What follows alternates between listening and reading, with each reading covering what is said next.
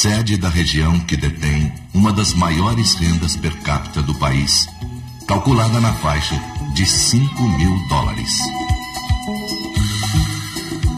Região onde se concentra o principal polo agroindustrial da cana-de-açúcar. 24% do açúcar e 36% do álcool produzido em todo o país saem daqui. Intensificada pelo Proálcool, a atividade sucroalcooleira já corresponde a mais de 50% da economia da região. Tanto que cidades próximas a Ribeirão, como Pontal, Serrana, Barrinha e Sertãozinho, tiveram todas as suas áreas cultiváveis, terras de grande fertilidade, transformadas num imenso canavial. Somente em Sertãozinho, cidade mais rica desta região, dos 407 quilômetros quadrados de área plantada, 401 estão tomados pela cana-de-açúcar. A produção da região vem de 48 empresas, entre usinas com destilarias anexas e destilarias autônomas. A parte mais representativa deste conglomerado, ou seja, as empresas sucroalcooleiras de maior força econômica e influência política, concentram-se nas mãos de poucas famílias. Essa região não é um mar de cana. Essa região é um mar de capim.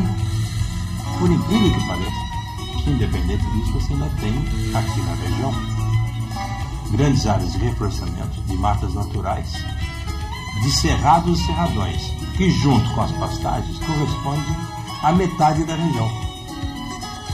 Veja só, este solo rico, lindo, altamente produtivo, de maior produtor de grãos do estado de São Paulo, maior produtor de cana do estado de São Paulo, é um solo ainda praticamente inexplorado. Ele está explorado só metade dele. Mesmo assim, é a maior produtora de cana e de alimentos do estado de São Paulo. E para a região de Ribeirão Preto, em termos de economia, qual foi a importância do Proálcool? Foi o único programa que esteve em pleno desenvolvimento num período recessivo.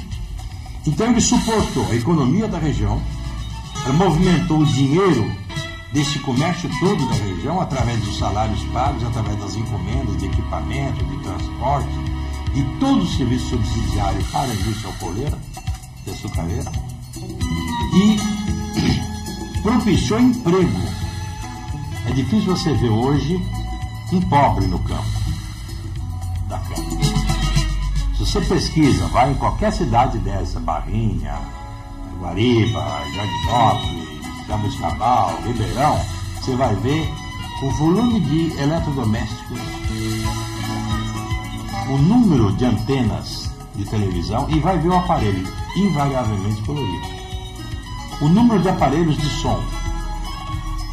Então veja só, isso é gerar riqueza, isso é distribuir renda. A mão de obra utilizada na área agrícola da cana-de-açúcar é constituída por 80 mil trabalhadores rurais da região e mais 20 mil trabalhadores volantes de outras regiões que ali aportam nos períodos de safra. Deste contingente, 40 mil trabalhadores são dispensados no período da entre-safra.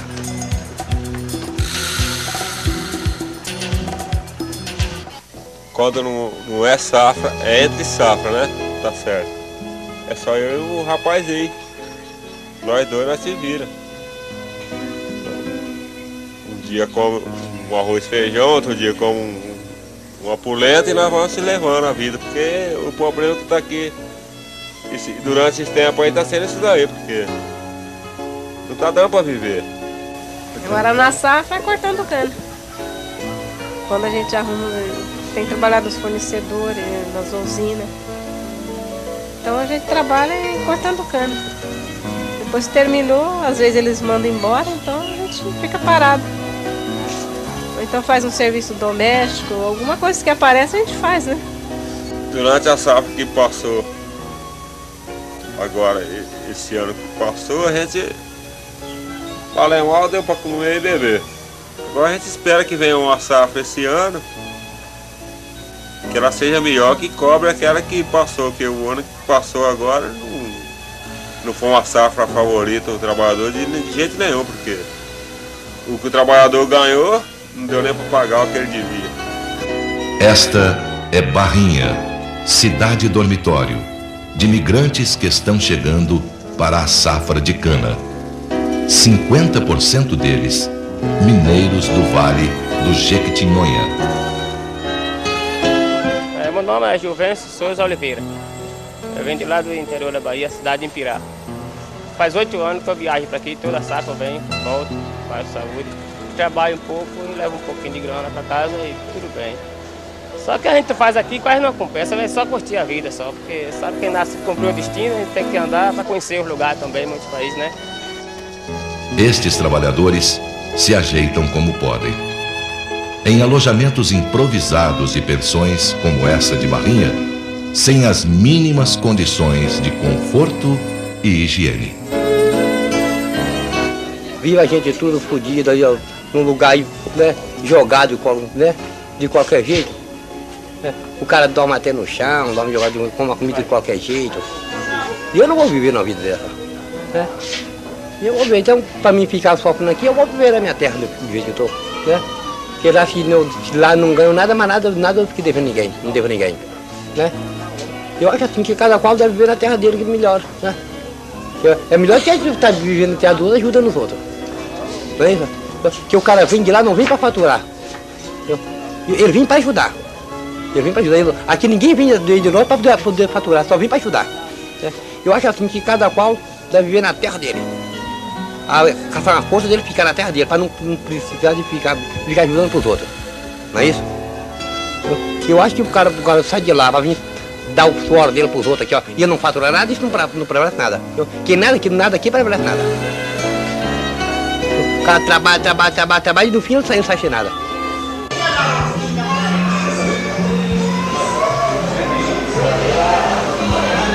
Procopio Teixeira. Você vê quanto tempo eu trabalho com bar? Eu trabalho com bar há 20 anos. Faz uns... eu trabalho bar uns 20 anos. Uns 10 eu toquei bar. Uns 5 eu toquei sorveteria. E faz uns 5 que eu trabalho com gente. Então bar e pensão. Na época que tem colheita, quebra 70%. 70% quebra. Agora mesmo tem umas 30 pessoas. Na época é 10, 8, 10, 12, por aí.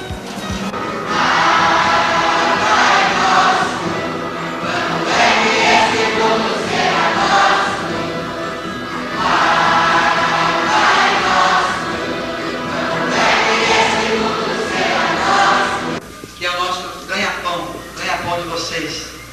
Que é, a gente luta tanto, né? Às vezes para ganhar um salário tão baixo.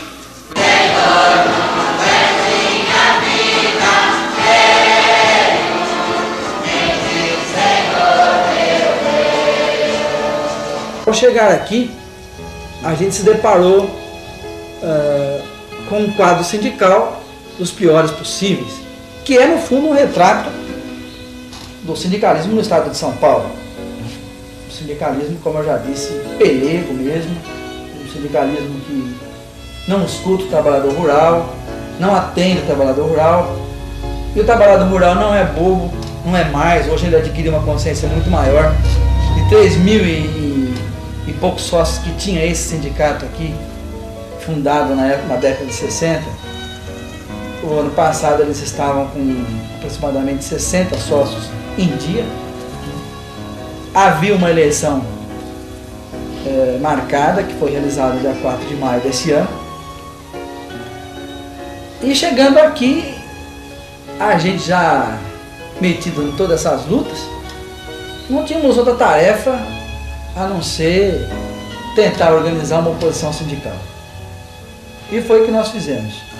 Os trabalhadores resolveram aceitar o desafio, embora sabendo do grande risco que eles estavam correndo. Tudo foi feito, infelizmente, de uma maneira sigilosa, mas precisava ser sigilosa porque a repressão na região é muito grande os usineiros têm suas listas negras, os empreiteiros também fornecem essas listas negras para os usineiros. Nós temíamos demissão do pessoal antes do registro da chapa. Então as reuniões foram feitas de uma maneira assim bem sigilosa, bem devagar. Somente foi oficializada no dia da entrega da papelada no sindicato, né? No prazo legal. O pessoal partiu realmente para disputar, montou essa chapa 2 e através de muita luta, de muito sacrifício, o pessoal até perseguido, o pessoal até às vezes caluniado, o pessoal ameaçado, eles enfrentaram a parada, conseguiram uma vantagem bem larga de 80% dos votos conquistados nesse sindicato. E está aí uma nova diretoria. Que o sindicato era praticamente um sindicato patronal, porque o trabalhador não resolvia nada. E toda vez que ele ia procurar o sindicato, ele nunca era atendido, pelo contrário, né? A porta era fechada para o trabalhador. Eu acho que o sindicato, se é do trabalhador, acho que tem que ser dele e continuar sendo dele. Então a gente, já através dessa luta, né? A chapa que já estão pensando em trabalhar e sempre pôr na cabeça que o sindicato é do trabalhador, está aberto a hora que ele precisar e qualquer hora a gente está à disposição do trabalhador. O boato que a gente ouvia por aí é que o senhor estava ligado com algum grupo de usineiros. Isso é verdade? Não, isso daí eu não posso falar que não e nem que sim, porque a língua do povo ninguém pode com ela, compreende? E nem que se eu tivesse ligado com o usineiro, eu estava ligado para fazer a produção melhor para o trabalhador. Eu não estava fazendo o usineiro dispensar o povo, mandar bater, essas coisas. Se eu estava fazendo é por causa que eu estava procurando uma melhora para o trabalhador. Porque o trabalhador que acha que não precisa do usineiro, ele tem que pegar e ir para a reforma agrária mesmo. Aí ele vai pegar o terreno dele e vai plantar. E não depende do usineiro. E nem o usineiro depende dele.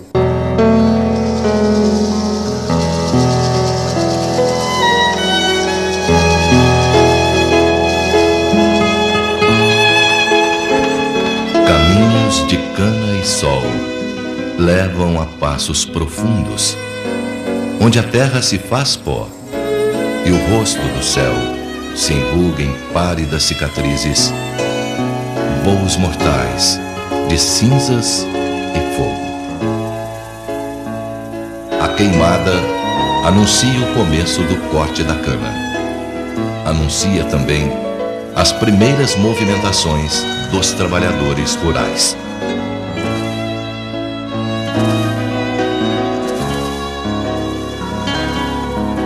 Para os trabalhadores rurais, o pacote econômico nada mais foi do que o congelamento de uma situação de miséria.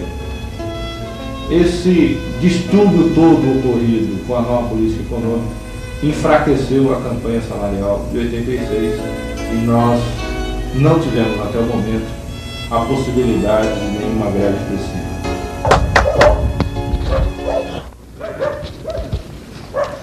É nóis de novo. Bom?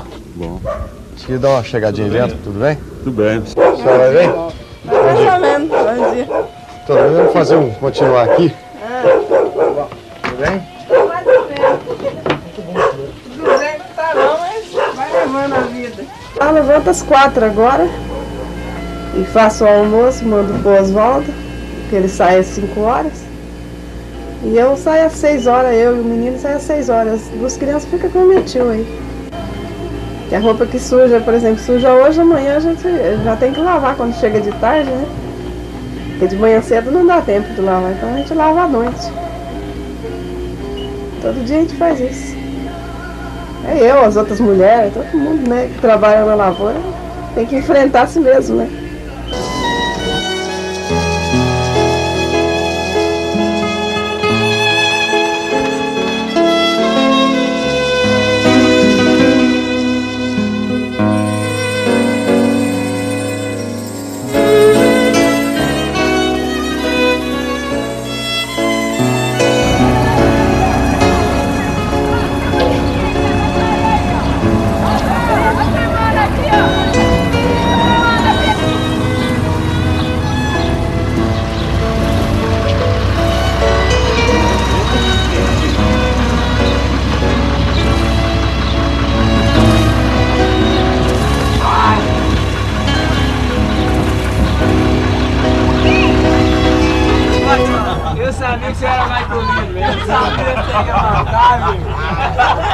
Eu sabia dessa. Tudo que é transporte coletivo deveria ser feito por ônibus. Acho que transporte coletivo, o ônibus nasceu e o micro-ônibus nasceu justamente para transportar pessoas. O caminhão de carga nasceu para transportar cargas. Por melhores que sejam as condições de adaptações, sempre será a título precário e será adaptação. Nós vinha que nem boi dentro do caminhão. E tinha monstro que jogava jogava óleo no soalho do caminhão para ninguém sentar. Nós vinha sentado, naquele tempo usava corote, nós vinha sentado em cima dos corote. É a mesma coisa de boi. Quando chovia, o caminhão não tinha torno, né? Nós precisávamos embrulhar tudo nos pratos. No caminhão. E caminhão lotado de gente. E cabia 80 pessoas, depois cabia 100 punhos.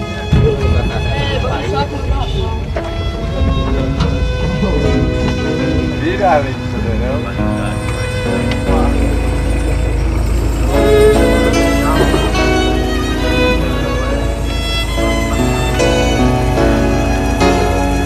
Vamos pegar uma leira dessa aqui. O Maurício vem, mede essa leira. E mede aquela com ele. Porque essa rua aqui já é do outro dele. Aquela é minha.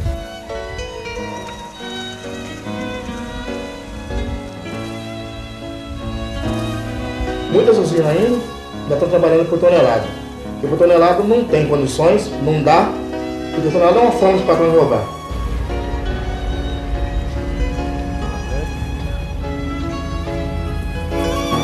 Agora, imagine ferir-se com uma ferramenta dessas, pois acidentes com o podão são frequentes no corte da cana. Aí eu levei o podão, levei assim na cana, aí o podão cortou a torcida de cana de uma vez, o pé estava na frente. Aí conforme foi, vi que o podão bateu no dedo. Mostra pra gente como é que tá. Aí cortou, ainda está até meio inchado. Tem um vizinho meu também, cortou, arrancou o dedo fora também. O ano passado. Não recebeu até hoje também. Ele vai embrulhando deles. Vai embrulhando deles e não paga. Vai na usina, a usina fala que é por conta do fundo rural. Vai no fundo rural, o fundo rural fala que é por conta da usina. Esta é Guariba, palco de um movimento histórico em maio de 84, reivindicando a volta do corte de 5 ruas na colheita da cana.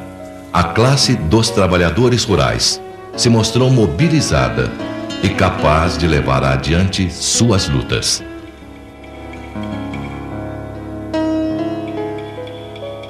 Naquela época de 84, nós fizemos a greve por 2 razões. Aliás, 3. A primeira coisa, porque nós pedimos para os patrões naquela época que nós não aguentávamos mais as 7 ruas. Então o trabalhador foi aguentando as 7 ruas. Foi aguentando. Quando a fome bateu na porta, o patrão não tem jeito? Não tem jeito. O que tem que fazer? A solução foi partir com a greve. Nós queríamos um preço mais adequado, que estava não era pouco. E nós queríamos, em vez de ser 7 ruas, ser 5. Né? Em vez de ser 7, queria ser 5. Condições de vida melhor, que nós não tínhamos. O salário um pouquinho melhor, porque foi o dia da diária, porque você ia na diária não ganhava nada. Tinha aquele negócio de produção, mas se tinha produção era quando você estava na intersafra, não na parada. Na parada, se o cara dava aquilo que queria, nós éramos obrigados a aceitar. Então nós não queríamos isso, nós queríamos condições melhores. Nós queríamos também a roupa, nós queríamos lima, facão, remédio, a farmácia. Nós conseguimos a primeira coisa, que era 7 ruas, baixou para 5, né? Nós conseguimos a roupa, nós conseguimos facão e a lima. Coisa que hoje, nessa época de 86, está acontecendo que tem alguma firma que está dando. E a Ivone não está dando. E de fato, o elemento desencadeador do movimento de Guariba foi a questão das 7 ruas. né, além, no dia que se deflagrou o movimento, reivindicava-se a volta ao sistema de 5 ruas e um melhor salário. Era isso que mobilizava. As outras questões foram questões incorporadas no momento da negociação pelo próprio movimento sindical, que vinha encaminhando uma pauta de negociações para a campanha salarial que se iniciava. Momentos de tensão. Esta é a resposta da democracia oficial da época aos rurais, que não desistiam de exigir seus direitos.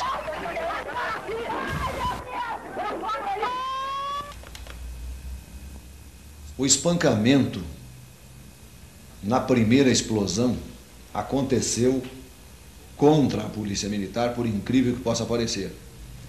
Nós tivemos oportunidade de salientar, à vista dos fatos que levantamos, ouvindo todos os que foram envolvidos naquele episódio, que o efetivo envolvido de policiais militares, quando a turba de aproximadamente, há quem fale em 2.000, há quem fale em 3, há quem fale em 4.000, mas o menor número de que se fala é de 2.000 pessoas na Praça Central de Guariba, que se dirigiam contra o supermercado Santo Antônio Maria Claré. E nessa oportunidade havia apenas um grupo de 20 policiais militares, que foram consumindo toda a sua munição química, todos os recursos técnicos de que dispunham, na tentativa de demover aquela turba da sua sanha de saquear o supermercado. Na realidade, nós tivemos a morte de alguém que assistia das escadas em frente ao estádio municipal por causa de uma bala perdida que se tentou atribuir à Polícia Militar.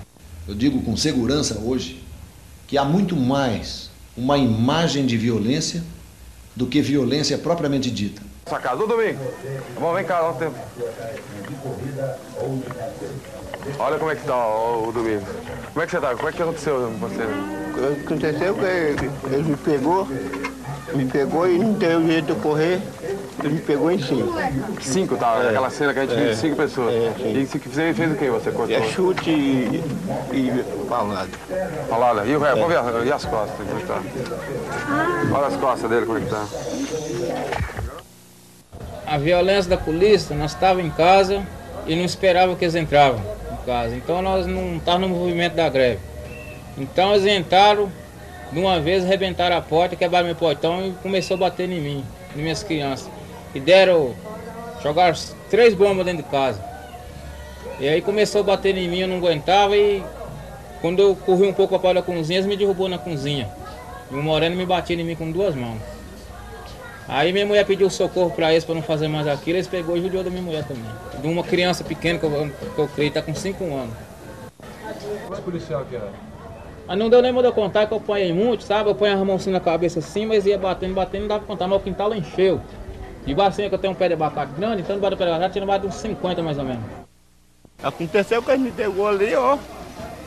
Em uns 3, me pegou e machucou bastante.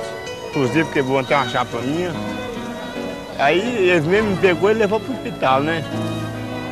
Levou pro hospital, fez curativo. Aí o médico falou pra mim sair, que ele ia levar eu preso de novo. Aí eu saí quando eu já estava cá em cima, a perua chegou, não vai embora não. É pra você ir preso, vamos embora, entra aqui. Aí eu entrei de novo, ele levou eu preso, já me soltou, já mais tarde que uma hora dessa. Naquele momento, já era a reivindicação dos trabalhadores rurais o corte das 5 ruas, sendo que os patrões insistiam nas 7 ruas. Porque as 5 ruas, você pode pegar aqui, você pode ficar em pé aqui na última rua, corta a cana e joga lá na bandeira. E as 7 ruas, você não vai ter que cortar ela lá para você jogar, você vai ter que carregar ela. A questão das 5 e das 7 ruas é a seguinte: a cana, até 1983, era cortada na região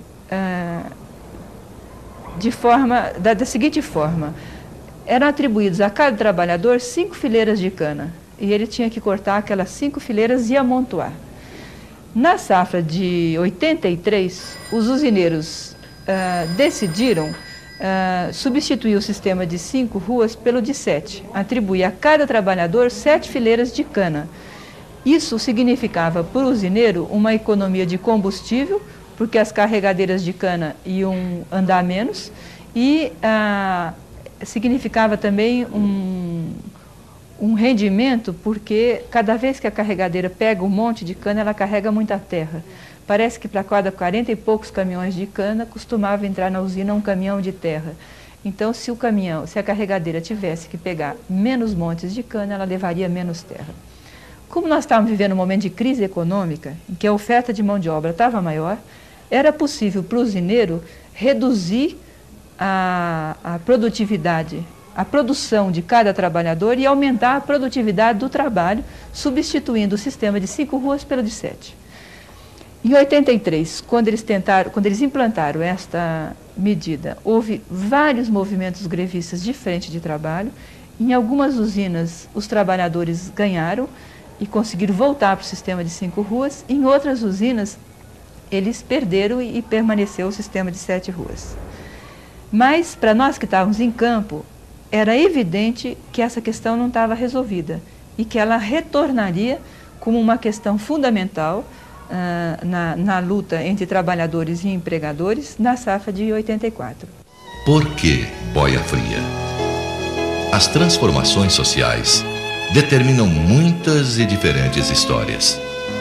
Ex-donos de pequenas propriedades, meeiros expulsos de lavouras que, para sobreviverem, vendem sua força de trabalho no corte de cana. No início a gente tocava a terra a meia, plantava, né, e dividia tudo ao meio. Vamos supor, o patrão dava metade da semente, a gente dava metade. Depois, na hora de colher, a gente ficava com a metade da colheita, ou o patrão com a metade. Mas depois, aí isso daí mudou tudo, sabe? Sem pressão contra o trabalhador. Aí a gente começou a plantar. A gente dava todinha a semente e a aração, a gradiação, tudo. E o patrão não dava nada. Depois que a gente colhia, então repartia o que a gente plantava ao meio. Quer dizer que foi uma pressão muito grande, não deu mais para viver no sítio mais. Então a gente mudou para a cidade, viemos para a Barrinha, né?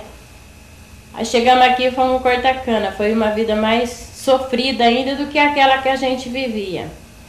Passando necessidade, as coisas, tudo muito sofrida demais. Depois, já faz hoje que eu moro aqui, trabalhando como rural, já há 20 anos já. Há 20 anos atrás que eu mudei para cá. Então acho que essa vida é muito sofrida demais. Eu um dia, às vezes trabalho eu e meu marido, né? E as crianças ficam em casa. Então um dia eu sozinha comecei a chorar porque passando a necessidade das coisas, a vida é muito sofrida, né? E além de sofrer demais, não ter as coisas, a comida normal, assim, uma vida normal, a gente não tinha. E eu falei assim, pensei comigo mesmo, Deus vai me mostrar um caminho para mim lutar e eu vou seguir esse caminho. E graças a Deus parece que agora apareceu essa chance. Qual é o caminho? Sindicato, né? E lutar pelo trabalhador, por mim e pelos outros trabalhadores também. Olha, a saída para melhorar a vida do trabalhador rural, do meu ponto de vista, ela é política, não é econômica, e passa pela questão da reforma agrária. Porque existe entre os intelectuais progressistas uma tendência a analisar o processo, a luta social no campo, a partir da análise das relações sociais de produção. E dentro desse raciocínio, a expectativa seria de que onde a agricultura fosse muito desenvolvida, as relações fossem mais evoluídas e os direitos humanos mínimos estivessem assegurados, os direitos trabalhistas também, mas na verdade não é isso que a gente vê.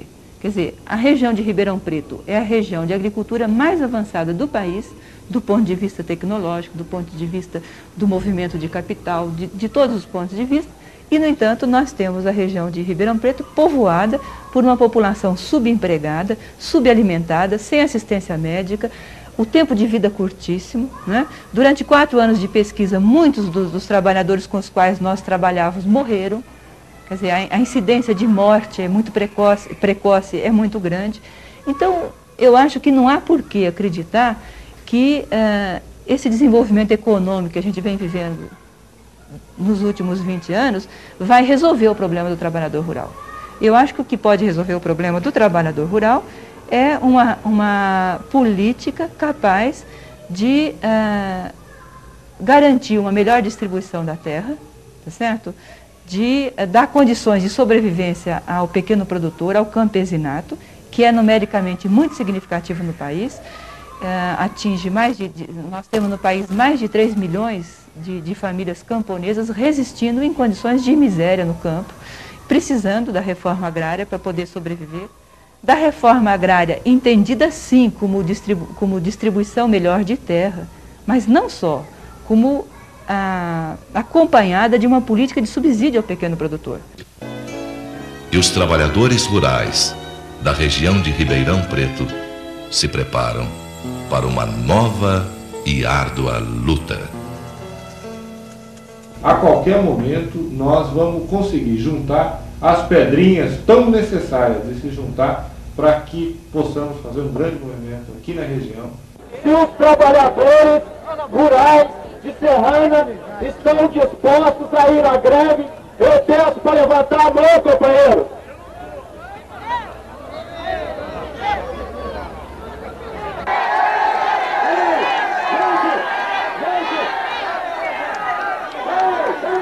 O pessoal aqui está o seguinte, está indo bem, o pessoal estão parado, estão todos em silêncio, está indo bem aqui. E você acha que vai ter necessidade de piquete? Não, o piquete vai precisar, de conversar com o pessoal, algum que não está ciente, não teve ontem na Assembleia. Nós queremos que vocês tenham consciência de que tivesse falando do trabalhador. Gente, se quiserem colaborar, nós agradecemos. Foi uma luta de vocês mesmo, minha de vocês. Nós não podemos mais, o patrão pisa de nós, vai. Pode subir. A Polícia Militar vai dar garantia para quem quer trabalhar. Do pessoal que desceu, quem quiser subir para trabalhar, pode subir. Pode ver que ainda a polícia ainda tem o ranço de comparecer em defesa do patrimônio, mesmo que esse patrimônio tenha sido roubado do povo. Quer dizer, é muito complicado ainda, mas está havendo avanço, mas os trabalhadores ainda vivem em condição muito desumana, ainda sem assistência médica, sem ter esperança de um futuro melhor para os seus filhos. O que mais dói é isso. Nós temos que quebrar essa engrenagem de boia fria, casar para gerar filho, para ser de novo boia fria. É difícil você ver hoje um pobre no campo da cana. O trabalhador é muito bom para o patrão, enquanto ele está no serviço dele, morrendo no serviço dele. Mas depois que ele sai do serviço do patrão, ele não vale nada. Ele andou 10 metros para o serviço, ele não vale nada, você sabia. É tanto se o trabalhador morrer no serviço, ele morreu, ele acabou. Ele não dá mais produção para o patrão, o que ele vai valer mais? Ele não pode valer nada mais, porque ele morreu. Ele não está dando força para ele, não está ajudando ele mais, né? Ele é muita gente presta muito hora que ele está dando ajuda dele. Mas nada dele tem valor, ele não tem valor, não. O trabalhador não tem valor na mão do patrão. O valor dele é que ele está trabalhando, mas ele virou as costas do patrão, com 10 metros ele não tem valor mais. Não adianta ter mais. O cara tem mais rodinha patrão e não tem patrão bom. Porque não ajuda mesmo.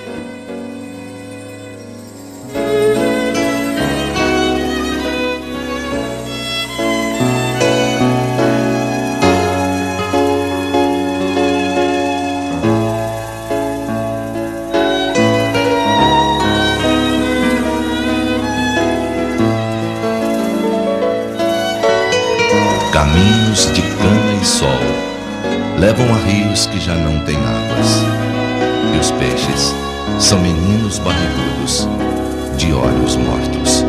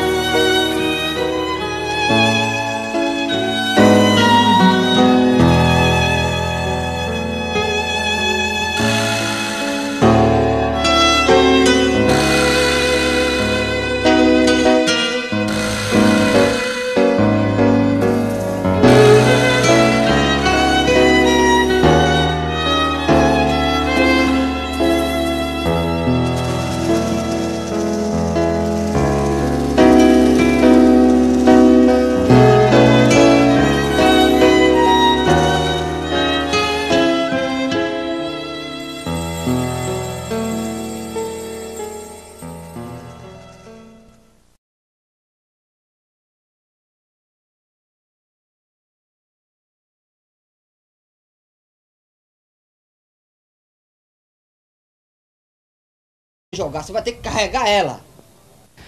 A questão das 5 e das 7 ruas é a seguinte: a cana, até 1983, era cortada na região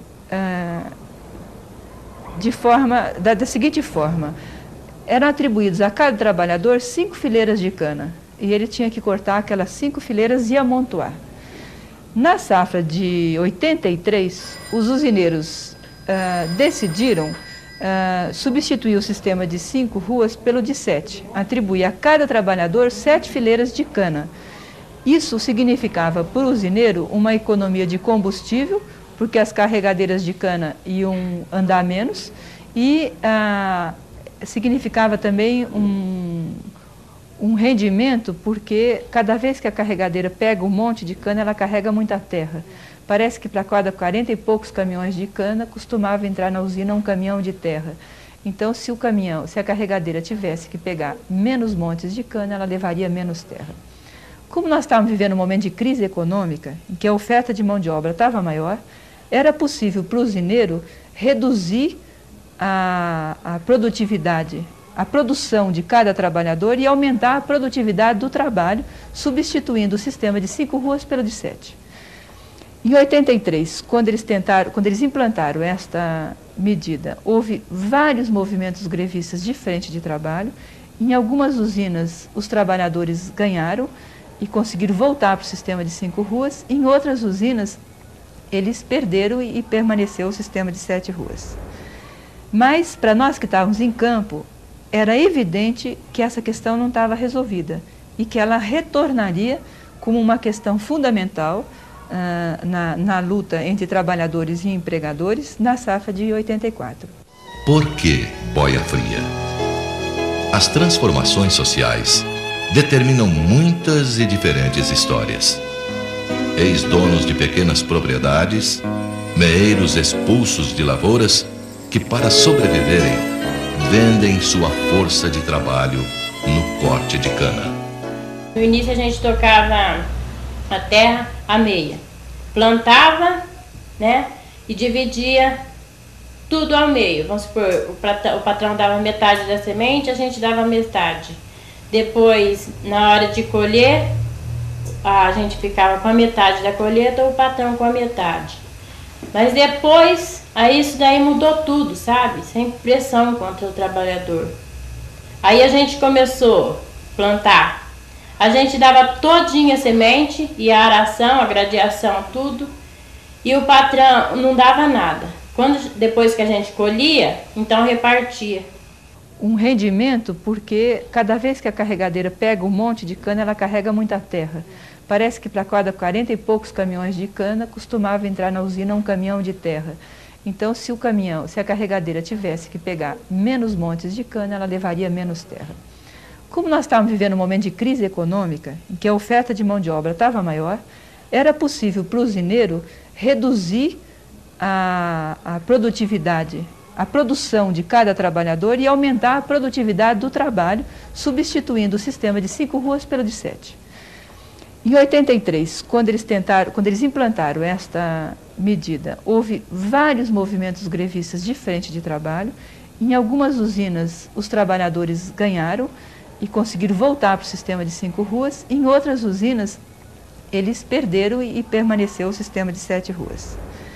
Mas, para nós que estávamos em campo, era evidente que essa questão não estava resolvida e que ela retornaria como uma questão fundamental na luta entre trabalhadores e empregadores na safra de 84. Por que boia fria? As transformações sociais determinam muitas e diferentes histórias. Ex-donos de pequenas propriedades, meeiros expulsos de lavouras que, para sobreviverem, vendem sua força de trabalho no corte de cana. No início a gente tocava a terra a meia, plantava, né, e dividia tudo ao meio. Vamos supor, o patrão dava metade da semente, a gente dava metade. Depois, na hora de colher, a gente ficava com a metade da colheita, ou o patrão com a metade. Mas depois, aí isso daí mudou tudo, sabe? Sem pressão contra o trabalhador. Aí a gente começou a plantar. A gente dava todinha a semente e a aração, a gradeação, tudo, e o patrão não dava nada.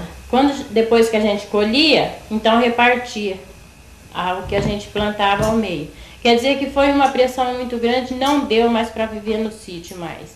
Então a gente mudou para a cidade, viemos para a Barrinha, né? Aí chegamos aqui e fomos cortar cana. Foi uma vida mais sofrida ainda do que aquela que a gente vivia. Passando necessidade, as coisas, tudo muito sofrida demais. Depois, já faz hoje que eu moro aqui, trabalhando como rural, já há 20 anos já. Há 20 anos atrás que eu mudei pra cá. Então acho que essa vida é muito sofrida demais. E eu um dia, às vezes trabalha eu e meu marido, né? E as crianças ficam em casa. Então um dia eu sozinha comecei a chorar porque passando a necessidade das coisas, a vida é muito sofrida. De 86, e nós não tivemos até o momento a possibilidade de nenhuma greve específica.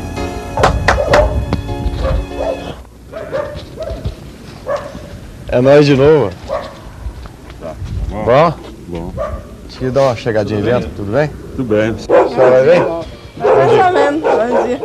Tô vamos fazer continuar aqui. Tudo bem? Tudo bem, não tá não, mas vai levando a vida. Eu levanto às 4 agora e faço o almoço, mando pro Oswaldo, que ele sai às 5 horas. E eu saio às 6 horas, eu e o menino saem às 6 horas. As duas crianças ficam com o meu tio aí. Que a roupa que suja, por exemplo, suja hoje, amanhã a gente já tem que lavar quando chega de tarde, né? Porque de manhã cedo não dá tempo de lavar, então a gente lava à noite. Todo dia a gente faz isso. É eu, as outras mulheres, todo mundo, né, que trabalha na lavoura, tem que enfrentar a si mesmo, né?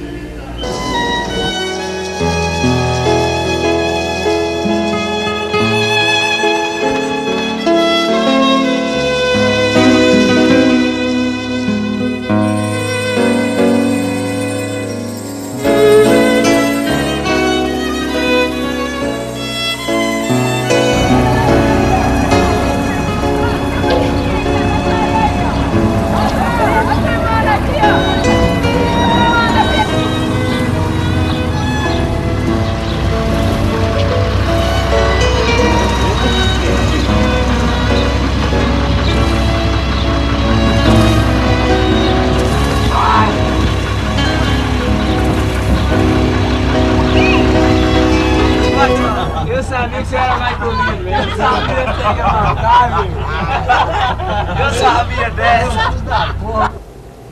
Tudo que é transporte coletivo deveria ser feito por ônibus. Acho que transporte coletivo, o ônibus nasceu e o micro-ônibus nasceu justamente para transportar pessoas. O caminhão de carga nasceu para transportar cargas.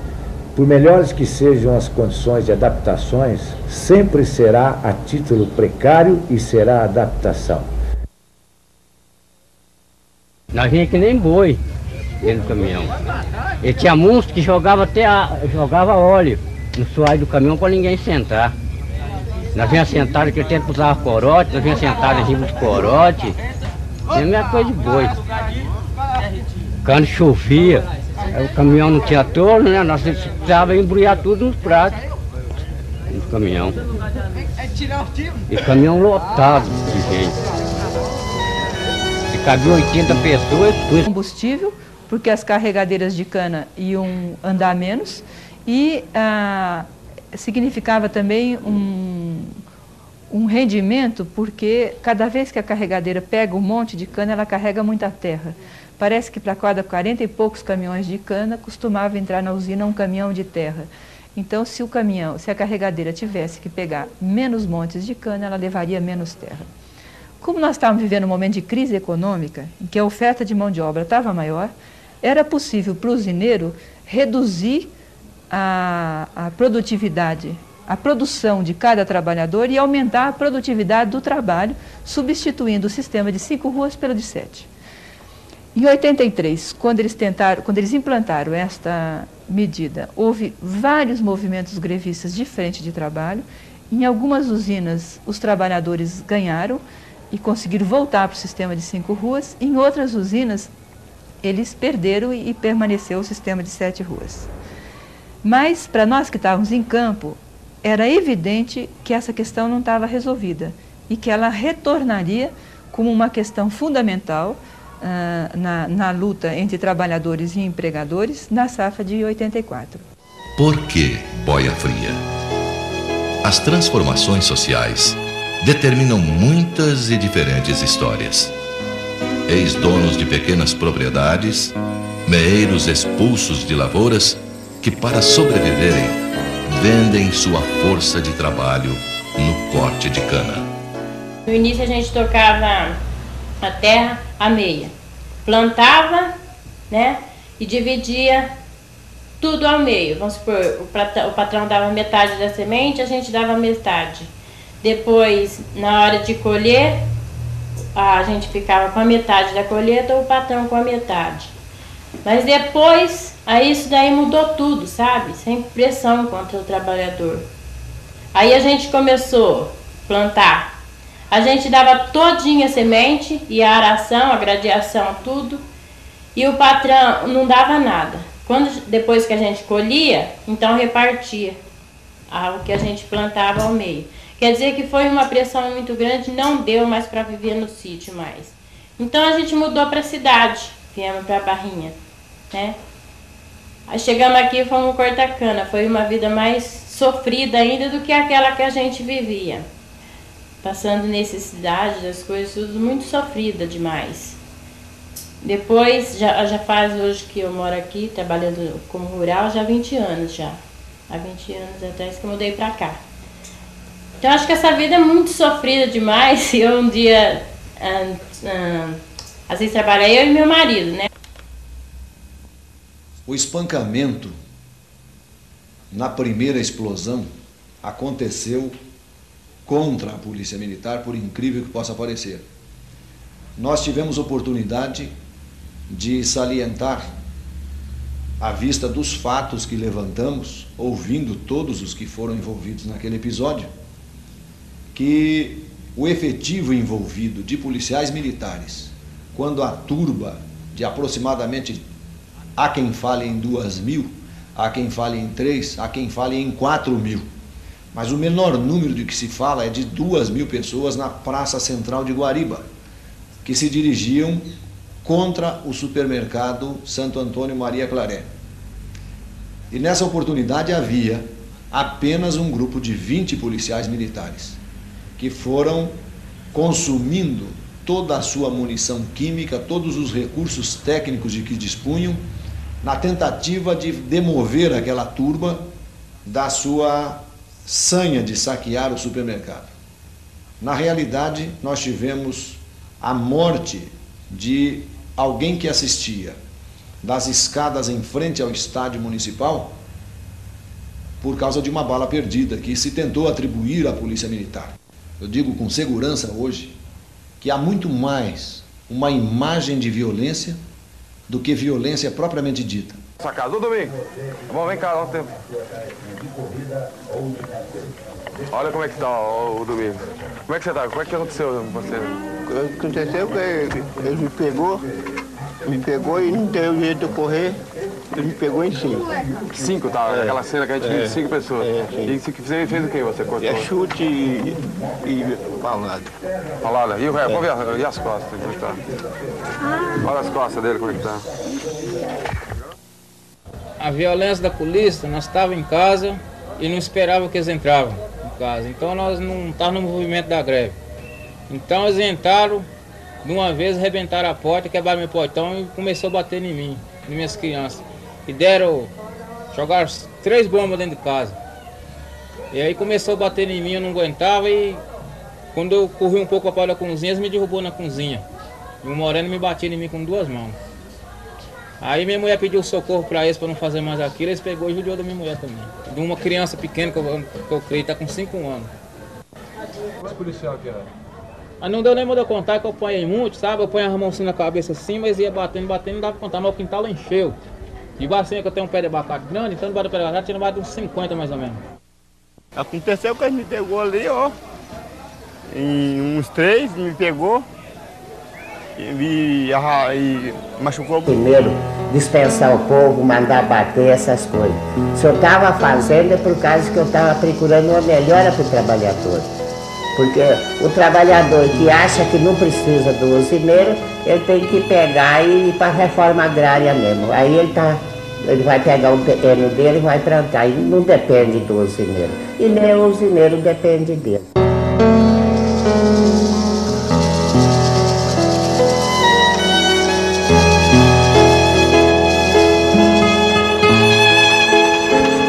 Caminhos de cana e sol levam a passos profundos, onde a terra se faz pó e o rosto do céu se enruga em pálidas cicatrizes, voos mortais de cinzas e fogo.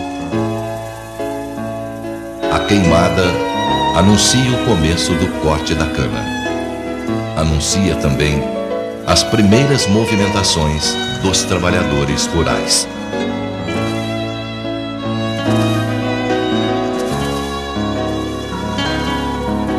Para os trabalhadores rurais, o pacote econômico nada mais foi do que o congelamento de uma situação de miséria. Esse distúrbio todo ocorrido com a nova política econômica enfraqueceu a campanha salarial de 86 e nós não tivemos até o momento a possibilidade de nenhuma greve expressiva.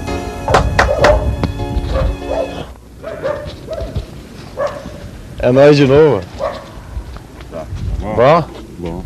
Deixa eu dar uma chegadinha dentro, tudo bem? Tudo bem. A senhora vai bem? Mais ou menos, bom dia. Tô vendo fazer continuar aqui. Tudo bem? Tudo bem que tá não, mas vai levando a vida. Eu levanto às 4 agora e faço o almoço, mando pro Oswaldo, que ele sai às 5 horas. E eu saio às 6 horas, eu e o menino saio às 6 horas. As duas crianças ficam com o meu tio aí. Que a roupa que suja, por exemplo, suja hoje, amanhã a gente já tem que lavar quando chega de tarde, né? Porque de manhã cedo não dá tempo de lavar, então a gente lava à noite. Todo dia a gente faz isso. É eu, as outras mulheres, todo mundo, né, que trabalha na lavoura, tem que enfrentar a si mesmo, né?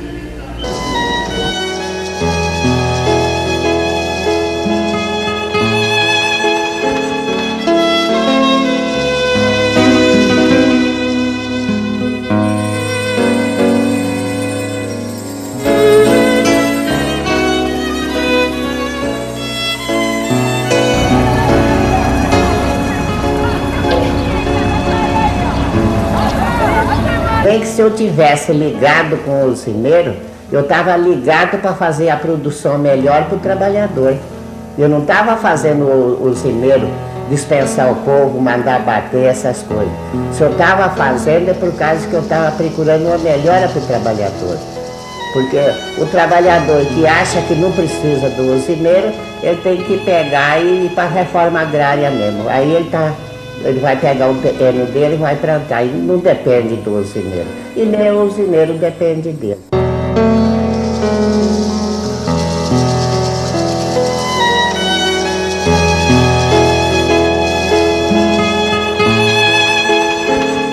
Caminhos de cana e sol levam a passos profundos, onde a terra se faz pó e o rosto do céu se enruga em pálidas cicatrizes, voos mortais de cinzas e fogo. A queimada anuncia o começo do corte da cana.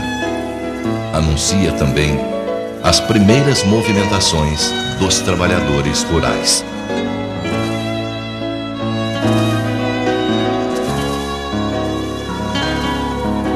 Para os trabalhadores rurais, o pacote econômico nada mais foi do que o congelamento de uma situação de miséria.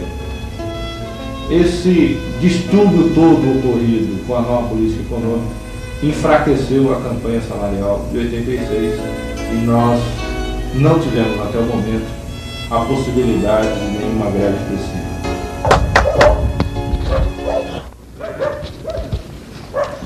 É nóis de novo. Bom? Bom? Bom. Deixa eu dar uma chegadinha dentro, tudo bem? Tudo bem. A senhora vai bem?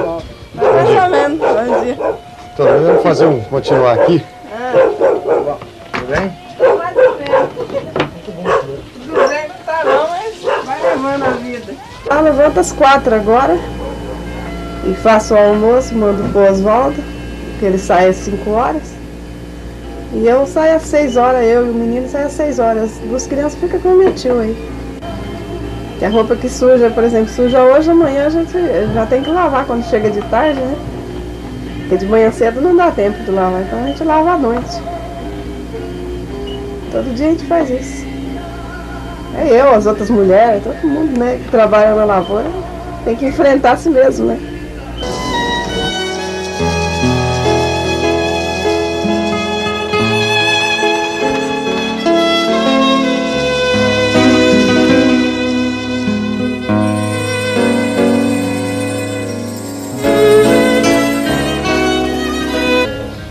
Às vezes caluniado, o pessoal ameaçado, eles enfrentaram a parada, conseguiram uma vantagem bem larga de 80% dos votos conquistados nesse sindicato. E está aí uma nova diretoria. Que o sindicato era praticamente um sindicato patronal, porque o trabalhador não resolvia nada. E toda vez que ele ia procurar o sindicato, ele nunca era atendido, pelo contrário, né? A porta era fechada para o trabalhador. Eu acho que o sindicato, se é do trabalhador, acho que tem que ser dele e continuar sendo dele. Então a gente, já através das lutas, né, a chapa que já estão pensando em trabalhar e sempre pôr na cabeça que o sindicato é do trabalhador, está aberto a hora que ele precisar e qualquer hora a gente está à disposição do trabalhador. O boato que a gente ouvia por aí é que o senhor estava ligado com algum grupo de usineiros. Isso é verdade? Não, isso daí eu não posso falar que não e nem que sim, porque a língua do povo ninguém pode com ela, compreende?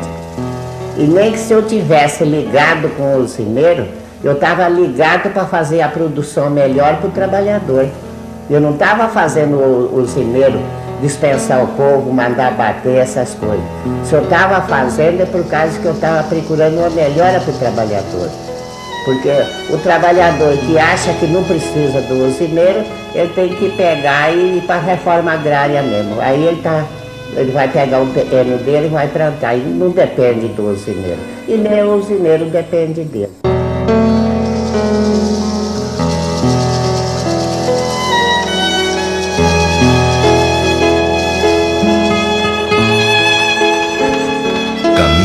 De cana e sol levam a passos profundos, onde a terra se faz pó e o rosto do céu se enruga em pálidas cicatrizes, voos mortais de cinzas e fogo. A queimada anuncia o começo do corte da cana. Anuncia também as primeiras movimentações dos trabalhadores rurais.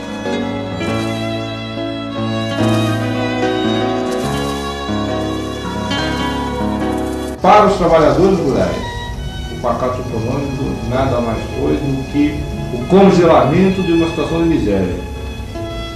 Esse distúrbio todo ocorrido com a nova política econômica enfraqueceu a campanha salarial de 86 e nós não tivemos até o momento a possibilidade de nenhuma greve expressiva.